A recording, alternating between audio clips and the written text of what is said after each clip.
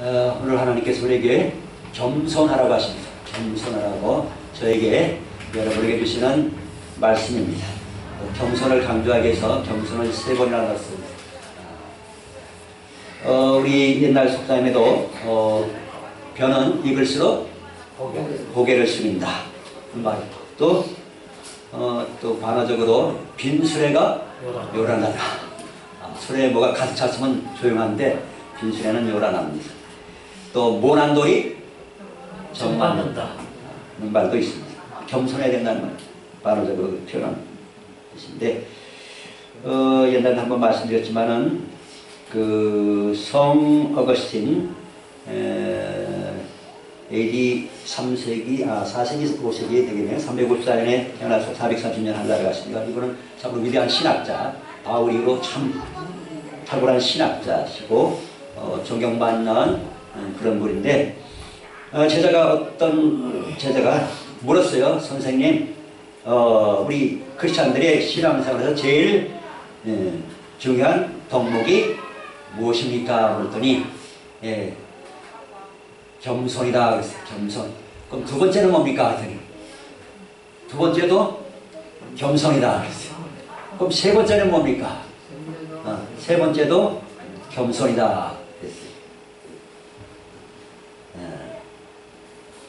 그러면 겸손의 반대는 뭐예요? 교만이잖아요. 그럼 누가 교만한 사람입니까? 자기가 겸손하다고 착각한 사람이 교만한 사람. 그러시대요. 자,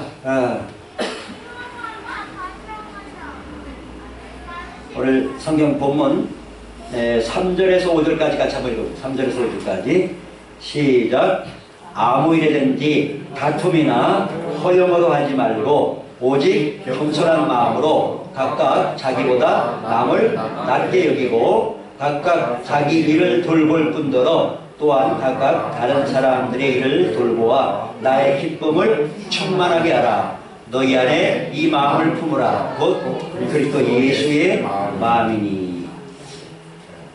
예수님의 마음을 품고 사는 사람은 겸손한 사람입니다. 예수님의 마음을 품지 않고 사는 사람은 교만한 사람이겠죠.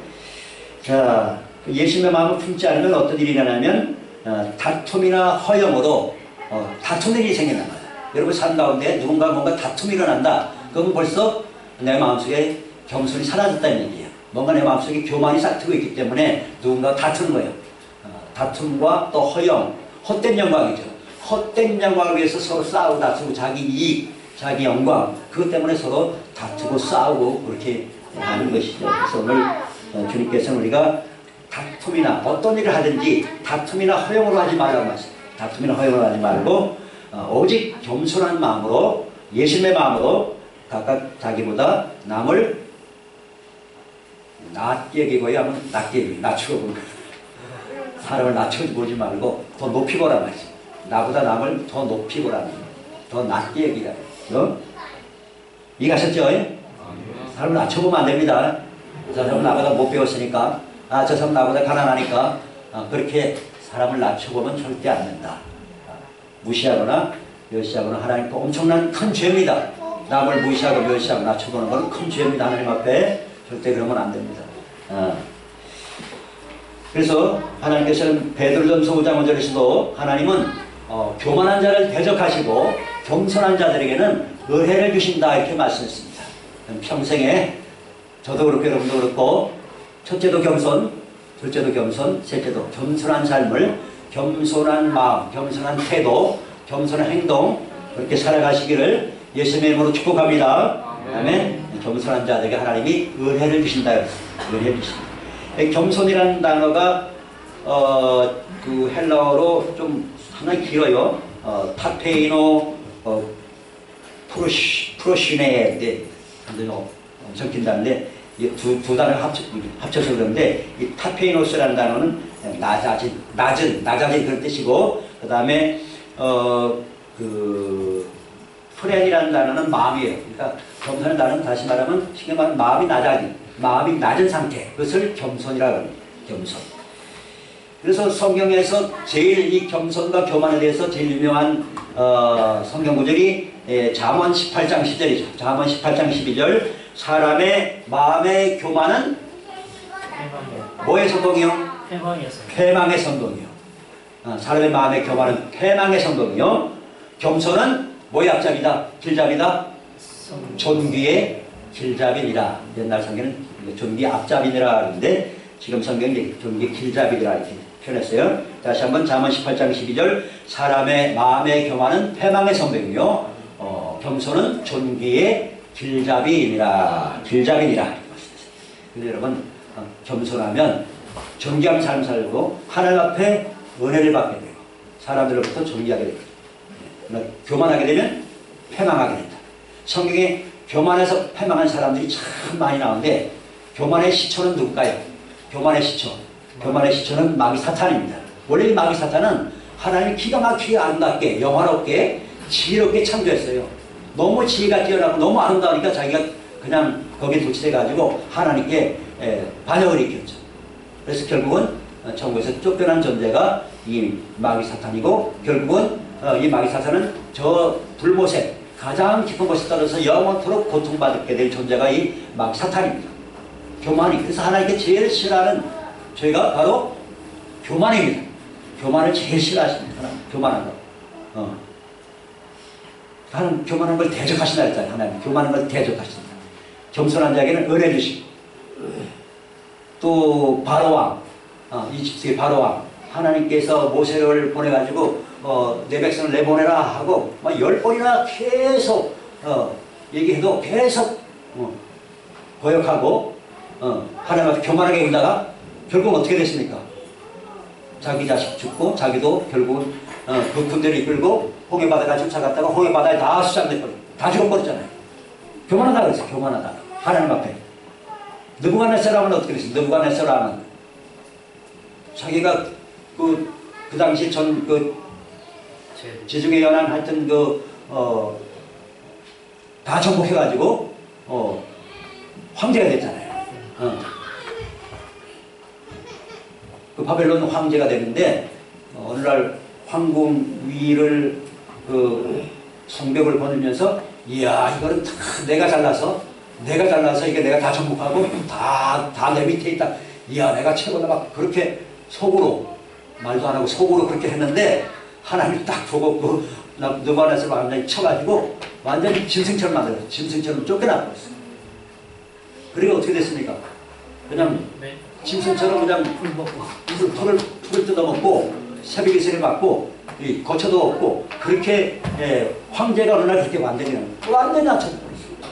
하나님은 자기 가서 목동을 왕으로 세기가지만 그 세계 최고의 황제를 완전히 그냥 짐승 같은 인간으로 완전히 낮춰버리시는 분이 바로 하나님, 전능하신 하나님이십니다. 거룩하신 하나님이십니다. 또 사도행전 12장에 보면 헤롯 아그리파 1세라는 왕이 나오는데 이 왕이 시돈과 제루살렘을 하고 그 왕을 잘 이렇게 섬길 호의를 좀 베풀어달라고 하려고 이제 왕을 모시다가 연설을 했는데 왕이 연설하니까 백성이 뭐냐면 이야 이거는 사람의 소리가 아니고 이거는 신의 소리다 그러니까 왕이 진짜 내가 신의 모양이다 하고 그렇게 교만한 마음을 품었다가 바로 그냥 하나님이 쳐버렸어요. 천사를 보내가지고 사도행전 12장에 보면 헤롯이 영광을 하나님께 돌리지 아니하므로 주의 사자가 고친이 죽었다. 요세푸스의 기록에 보면 갑자기 복통이 일어나가지고 5일 동안 앓다가 죽어버렸대요. 왕이. 그러니까 하나님께 영광 돌리지 않고 교만한 마음을 품으면 그게 하나님 그냥 쳐버리시는 거예요. 자 반면에 이제 우리는 겸손하면 예수님의 겸손하신 예수님의 마음을 본받아야 되는데 예수님은 어떤 삶을 사셨는가? 대표적으로 예수님은 최만찬 좌석에 앉으셨을 때에 직접 자신이 선생이며 주님이시지만 제자들의 발을 무릎 꿇고 제자들의 발을 다 씻어주셨어요. 겸손하신 주님이시죠. 또 예수님은 만왕의 왕이시지만 예루살렘 성에 입성할 때 무슨 100마리 타고 누구니까 김정은이처럼 무슨 100마리 타고 그게 한 게 아니고 낙이 그것도 낙이 새끼를 타고 겸손하게 그렇게 예루살렘 성으로 입성하셨습니다. 그렇게 이제 오늘 본문에 보면 예수님이 얼마나 겸손하신 분인가 하는 것을 잘 나타내주고 있는데 7절 같이 6절 7절 같이 읽어봅니다. 시작. 그는 근본 하나님의 본체시나 하나님과 동등됨을 취할 것으로 여기지 아니하시고 오히려 자기를 비워 종의 형체를 가지사 사람들과 같이 계셨고, 예수님의 겸손은 결국은 자기를 비우는 겁니다. 자기를 채우는 게 아니고 자기를 비우는 것이 예수님의 겸손의 모본이다 하는 것을 우리가 알 수가 있습니다. 근데 우리는 어떻습니까? 우리는 자기를 비워요? 채우려고 그래요? 채우려고 그러지. 나부터 욕심으로 채우려고 하고, 그렇죠? 또 자기 과시욕, 자기 영광, 헛된 영광, 그런 걸 추구하려고 그러잖아요. 다 헛된 것들인데 그런 걸 추구하고 그런 걸로 채우려고 하는데, 예수님은 자기가 하나님 본체시지만 자기를 비우시고 사람들의 같이 종의 형체를 가져서 이 땅에 오셨다고 말씀하고 있습니다. 그래서 예수님께는 어떤 욕심이나 어떤 고집이나 다툼이나 허영 이런 것이 조금도 없는 것입니다. 그 다음에 예수님의 겸손은 두 번째 8절입니다. 같이 읽어봅니다. 시작. 사람의 모양으로 나타나사 자기를 낮추시고 죽기까지 복종하셨으니 곧 십자가에 죽으십니다. 그래서 예수님의 겸손은 첫째 자기를 비우셨다는 것이고, 첫째는 나를 비우는 것. 두 번째는 자기를 높였어요, 낮췄어요? 자기를 낮췄단 말이에요. 낮췄는데 어느 정도까지 낮췄냐면 십자가에 죽기까지. 그래서 예수님은 겟세마네 동산에서 기도할 때 아버지여, 이 잔을 십자가 지는 거잖아요. 십자가의 고통, 정말 처참한 죽음을 당해야 되는데 이 잔을 내게서 옮기시옵소서. 그러나 내 원대로, 내 뜻대로 마시고 아버지 원대로 되기를 원하나이다. 아버지 앞에 철저하게 자기를 낮추시고 죽기까지 복종하신 모습이 바로 겸손한 예수님의 모습이다 하는 것을 우리가 볼 수가 있습니다. 자기를 비우는 거, 자기를 낮추는 거, 그 다음에 죽기까지 복종하는 것, 이것이 바로 겸손의 참 모습이다 하는 것을 우리가 알 수가 있습니다. 그 다음에 우리가 다음으로 겸손한 사람 생각할 때는 사도 바울 정말 신약 성경의 가장 많은 부분을 기록한 사람이고 주님 앞에 가장 어찌 보면 귀하게 쓰임받은, 어찌 보면 12사도보다도 더 귀하게 쓰임받은 사람이 이 사도 바울이잖아요. 이 바울이 뭐라고 고백했냐면 처음에는 고린도서 15장 9절에 사도 중에서 지극히 작은 자라고 자기를 소개했어요. 사도 중에서 사도 12명, 예수님과 직접 다녔던 예수님의 12제자들보다 자기는 작은 자다. 그렇게 겸손하게 자기를 표현했는데, 그 다음에는 또 어떻게 표현하냐면 세월이 갈수록 점점 낮아져요. 점점 낮아져요. 사도 바울처럼 뭐 하나가 귀하게 신받을 사람 없잖아요. 그럼 자기를 얼마만큼 나는 이런 사람이다 하고 자기를 높일 수도 있는데 점점 낮아지는 거예요. 점점 낮아져서 에베소 3장 8절에 뭐라 하냐면 모든 성도 중에 지극히 작은 자보다 더 작은 나에게 하나님께서 은혜 주셨다, 그렇게 표현합니다. 전체 모든 성도, 아까는 사도 중에 작은 자랬는데 지금은 모든 성도 중에 지극히 작은 자보다도 더 작은 나에게 하나님께서 은혜를 베풀어 주셨다, 그렇게 표현합니다. 그냥 점점 낮아지죠. 그 다음에 최종적으로는 디모데전서 1장 15절에 가서 뭐라고 고백하냐면 죄인 중에서 내가 괴선이라고 했어요. 죄인 중에 자기가 괴수래요. 그러니까 점점 낮아요. 처음에는 사도 중에 낙다, 그 다음에 모든 성도 중에 지극히 작은 낙다는 있지만 그 다음에 죄수 중에서 내가 최고로 괴수다.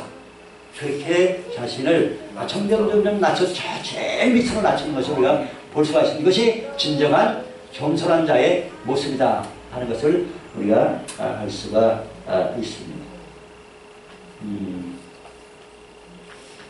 얼마 전에 제가 우연찮게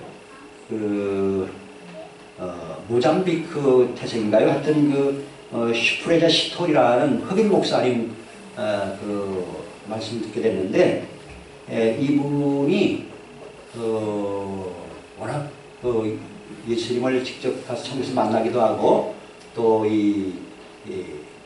신유 연사가 강하게 나타나가지고 수많은 사람을 고치고 또 심지어는 죽은 사람을 3명이가 살렸대요.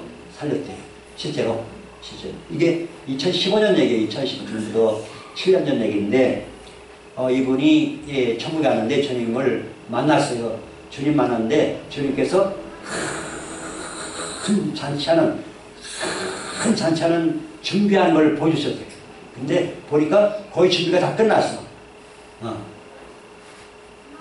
준비가 다 끝났어요. 예수님이 뭐 한 거예요?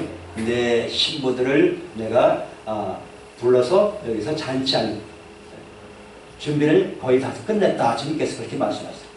그렇게 말씀하셨어요. 5년, 7년 전 얘기라요. 7년 전. 그러면서 천사가 뭘 하나 갖고 와요. 갖고 왔는데 보니까 반지야. 반지. 네. 예수님께서 이 반지가 무슨 반지예요? 그랬더니 이거는 내 신부들에게 끼워줄 결혼 반지다. 그랬어요. 결혼. 근데 반지가 예수님 근데 반지가 뭐 이렇게 작아요. 반지가 너무 작아요. 그랬더니 예수님이 하신 말씀이 내 신부가 될 사람은 어린아이와 같이 겸손한 자야 내 신부가 될 자격이 있다. 그렇게 주님께서 말씀하시더래요. 겸손해야 된다. 겸손.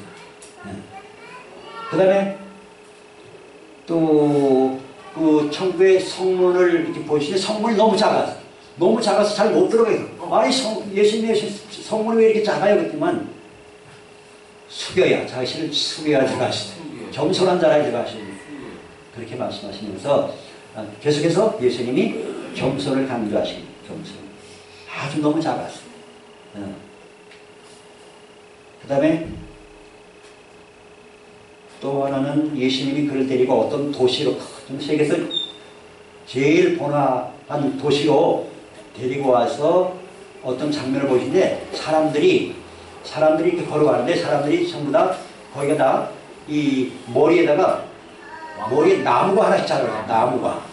머리에 나무가 자라가지고 어떤 사람은 작고 어떤 사람은 크고 어떤 사람은 엄청 큰 나무가 있어가지고 나무가 너무 큰 사람들은 너무너무 힘들잖아요. 그죠?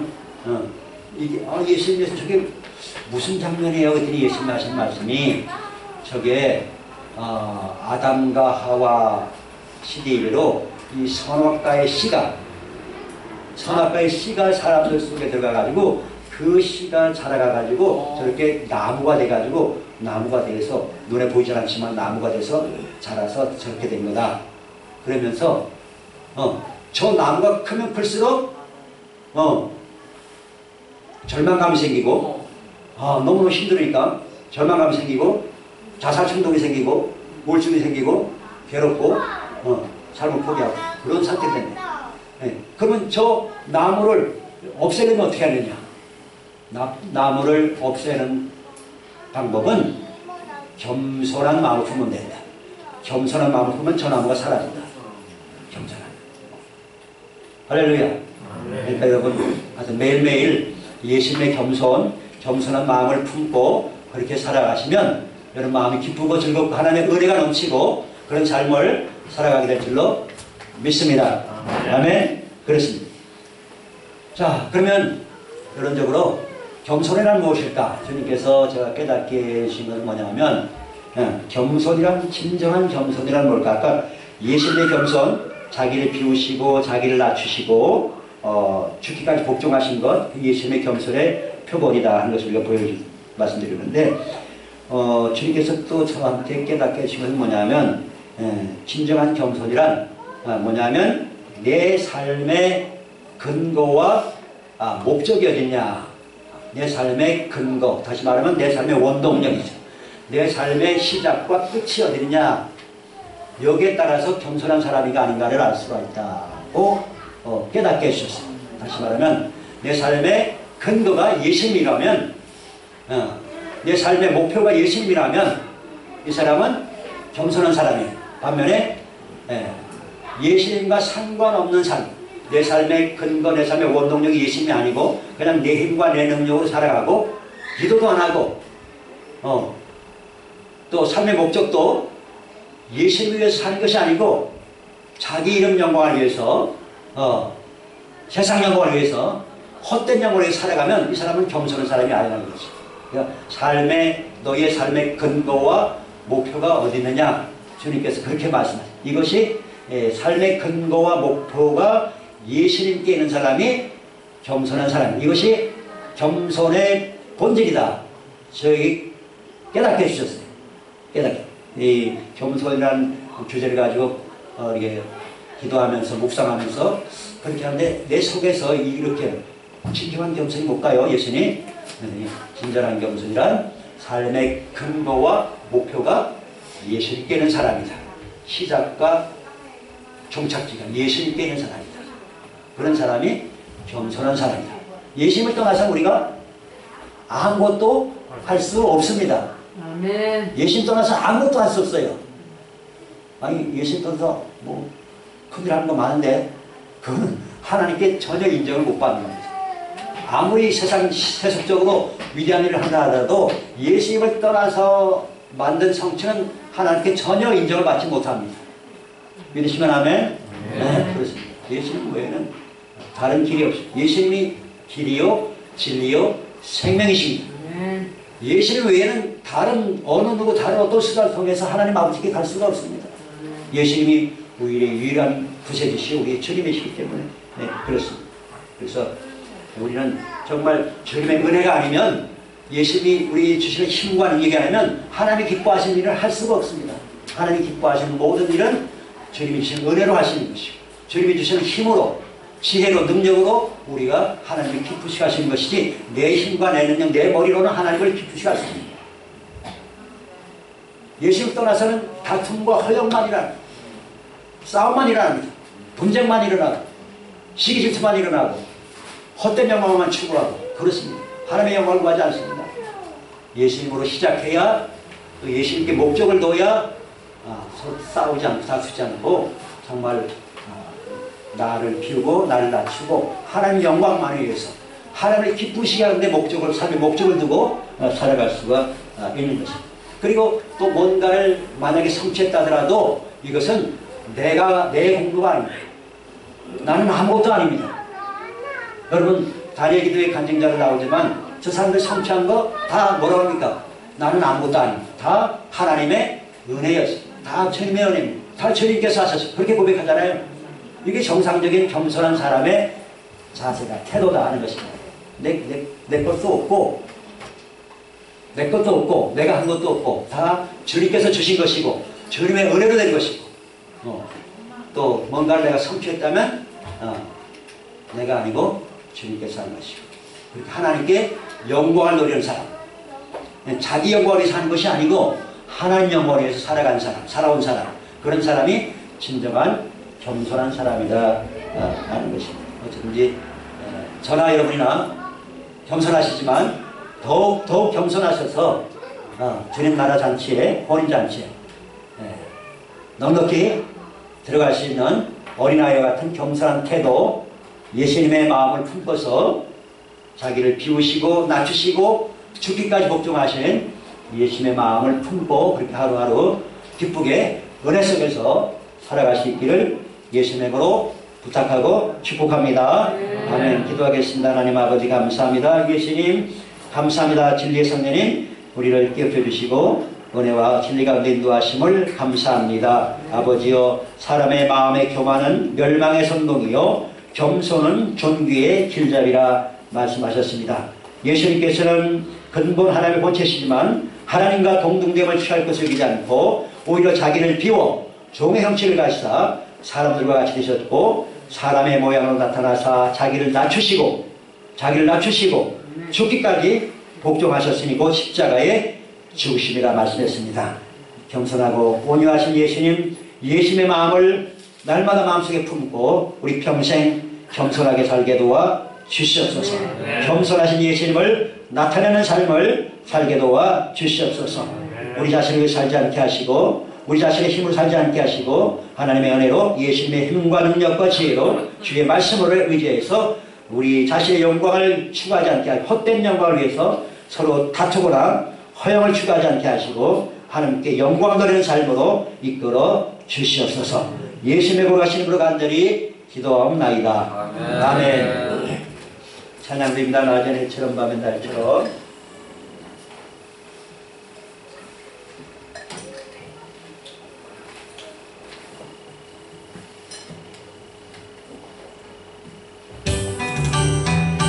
낮엔 해처럼 밤엔 달처럼 그렇게 살 순 없을까.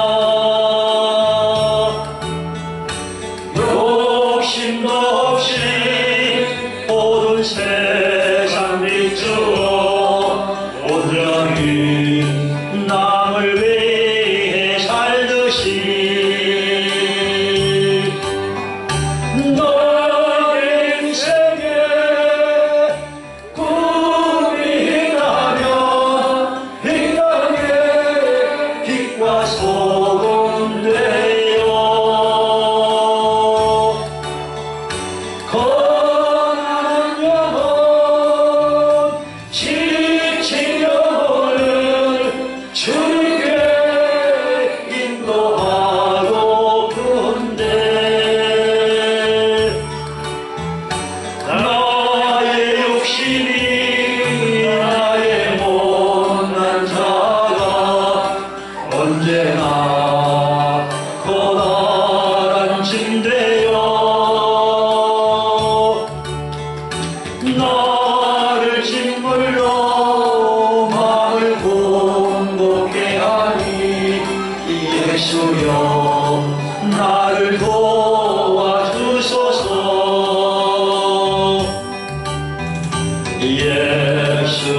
예수님처럼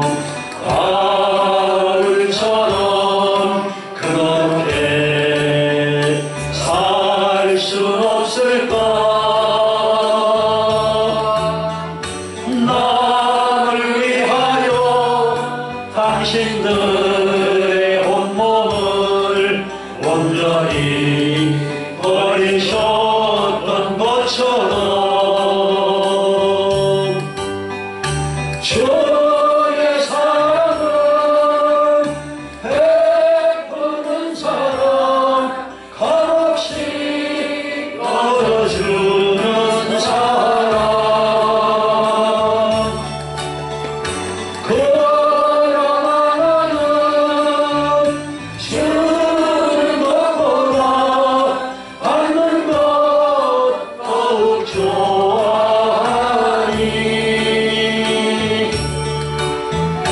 나의 입술은 주님 발을 하나 내 마음은 아직도 주하여 받을 사랑만 계속하고 있으니 예수여 나를 도와주소서.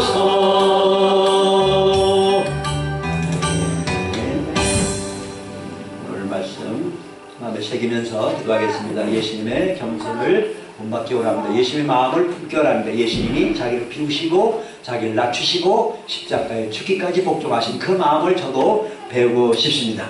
예수님만의 제 삶의 원동력이 되고 제 삶의 목표가 목적이 예수님께 있게 하여 주시옵소서.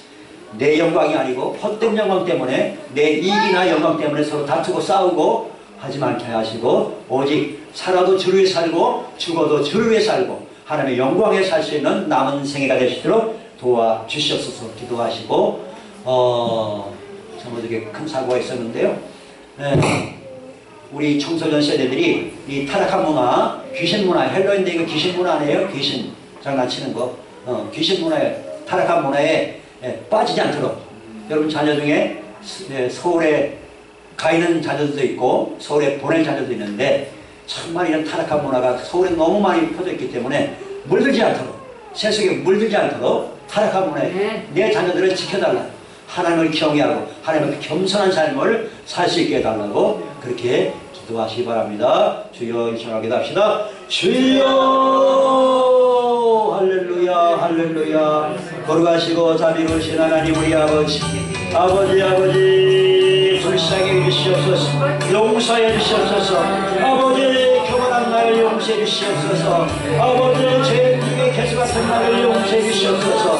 아버지 예수님의 아버지 겸손과 오늘을 본받게 하는 예수님의 마음을 구별합니다. 자기를 비우시고 자기를 낮추시고 저기까지 복종하신 예수님의 마음을 구별하고 예수님만이 나의 삶의 원동력이 되고 예수님만이 나의 삶의 근거가 되고 예수님만이 나의 삶의 목표가 되고 내가 살아도 저를 위해 살고 죽어도 너를 위해 살고 너의 확장 영광을 추구하지 않게 하시고 확장이 추구하지 않고 영광이 추구하지 않게 되도록 하시고 주님의 나라와 정의를 구하며 하늘의 영광에 살아도 주를 위해 살고 죽어도 주를 위해 살아가시오라. 아버지의 겸손한 자 되게 도와주옵소서. 아버지의 자손이 진실로 겸손하여 하나님을 경외하게 되게 도와주시옵시고 아버지의 세속에 더러운 타락한 문화에 귀신 문화에 물들지 않도록 지켜주시고 이번 교회에서 부모생들의 타락한 세대들이 더 회개하고 주님께로 돌아와 구원을 받는 진리를 깨달고 예수님만의 길이요 진리요 생명의 신을 깨달고 성령의 역사하여 주시옵소서. 불쌍히 여기시옵소서. 용서하여 주시옵소서. 함께 전합니다. 주의 사랑으로 우리 진리 구원을 받으러 말씀하였사오니 우리 성도들의 어디만 신뢰할 것을 대개를 보시고 지방의 실 보시고 사랑의 영을 주시고 겸손의 영을 부어 주시옵소서. 도와주시옵소서. 영광 받아 주시옵소서. 처럼 그렇게 살 수 없을까. 너를 위하여 당신들의 온몸을 온전히 버리셨던 것처럼 주의 사랑은 베푸는 사랑 값없이 거둬주는 사랑 그러나 나는 주는 것보다 받는 것 더욱 좋아하니 나의 입술은 주님 닮은 듯하나 내 마음은 아직도 추하여 하늘 사랑만 계승하고 있으니 예수여 나를 도와주소서. 아멘.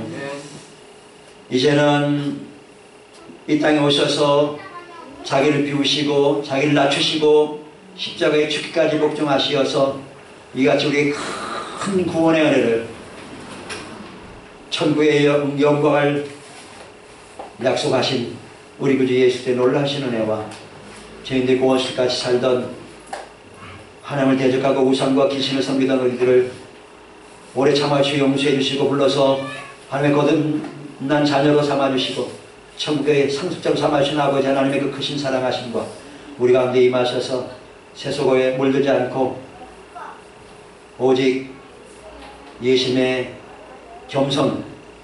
겸손하신 예수님 마음, 예수님의 마음을 품고 남은 생에 겸손하게 또 겸손하게 더욱 겸손하게 더욱 낮추고 비우고 죽기까지 복종하리라 하지만 우리 산의 모든 것들에게 이제부터 영원토록 항상 함께 계실지어다. 아멘.